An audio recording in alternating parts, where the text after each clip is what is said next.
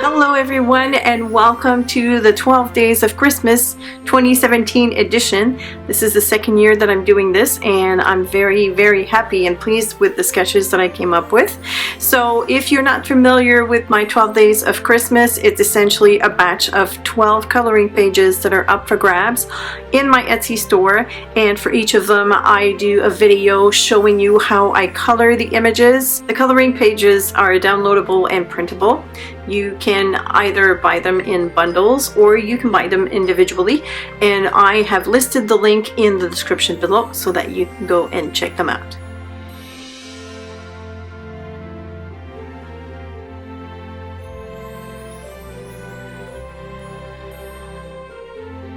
Since this is day one, I'm going to talk briefly about how you can use the coloring page, how you can print it, what kind of medium, what kind of paper you're going to need. So I just printed mine on a regular copy paper just to show you what it looks like. All of my designs have been sized so that you can easily print on an 8.5 by 11 paper, so which means that it'll fit most printer. And of course, depending on the printer, you might have to do a little bit of research. You might have to refer to your printer's manual to see what kind of paper it will accept. I'm fortunate enough to have one that has a rear slot, a manual slot, which means that the paper comes in and out the same way as opposed to turn inside the printer, which means that it accepts thicker paper, for instance watercolor like I've done here, or even Bristol paper. So again, refer to your printer's manual. I do not know any other printers other than my own, so I can't direct you on that. However, you can print your coloring page on regular copy paper like I've done here. You can transfer your design onto another type of paper if you need to do so with either a light box. You can also take it to a window with the other paper on top and trace. You can also use graphite paper to transfer the design. There's many different ways. The other way that you can do that is to put the design on a USB key, take it to your copy center and have it printed on other types of paper. That is especially useful if you want to use copic markers because they're alcohol based. You need to either print on a laser printer, or you can take it, like I said, to a copy center and it will print it probably on a piece of paper that accepts copic markers because it doesn't have to be very thick. So there are different ways to transfer your design, use the printed paper. I, for this one here in particular, have printed on watercolor paper, and you'll notice that it is very light. And I did that on purpose because my printer is an inkjet printer. I didn't want the risk to muddy the lines and have it contaminate the watercolors. So what I did is I went into Photoshop and I played with the levels of the midtones, and this is what I came up with. So it's very faint, but at least it gives me some sort of a guide, and I can have a beautiful colored image with what we call the no line method. I know a lot of copic markers people like that way of coloring. So that's the design that I'm going to be working on today. I'm going to start by taping my sheet on a board because that's what I prefer to do. I do like to have a clean border around it. So I'm just using masking tape for this. It's best to use painter's tape, but I don't have one that's large enough, and I'm just going to tape that all around. And as I've mentioned, for the subsequent videos, I'm not going to be talking so much, so have no fear. There's going to be less talking and more coloring, but I wanted you to see my full process for the first day.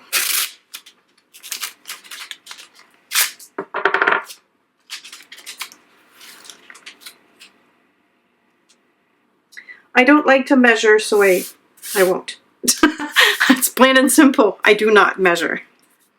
And now I'm ready to paint. So I'm not going to be talking through my processes for these. This is just to give you an example of what you can do with the sketches, what type of coloring you can do. I do have several videos on watercoloring, and if you're interested, I have a playlist, so I will link that up there so that you can go and check it out. I will also keep the video in real time. I don't want to sped up action on this. I think the purpose of this is for you to see how I apply the color how I blend and everything. So I will keep everything in real time, but it will be shortened, which means that I'll have to cut some sequences, otherwise the video will be too long. So I'll make sure to show you the different steps so that you don't miss out, but at least you'll have something in real time. All right, so now that all this housekeeping is out of the way, that was the boring part. I'm sorry if it was too long, but now it is time for me to color, which I enjoy. So go grab a cup of coffee, a cup of tea, wine, whatever you want. Don't forget the chocolate. Sit back, relax, and enjoy the video.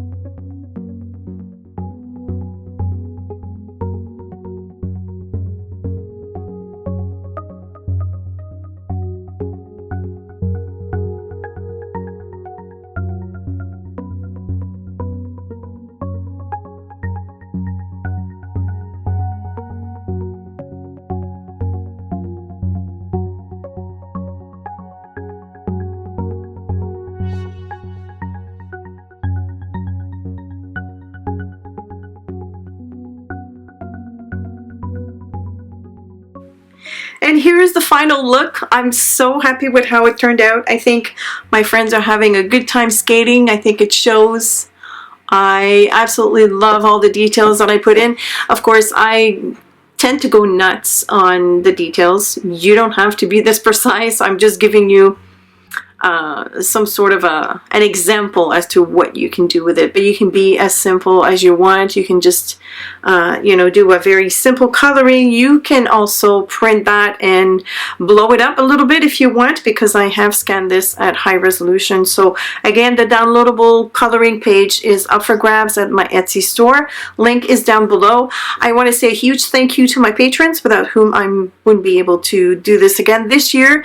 It was a big success last year, and I'm very happy to be able to do so again this year. Thanks so much for watching, and if you have any questions or comments, please feel free to leave them below, and I will see you later. Bye!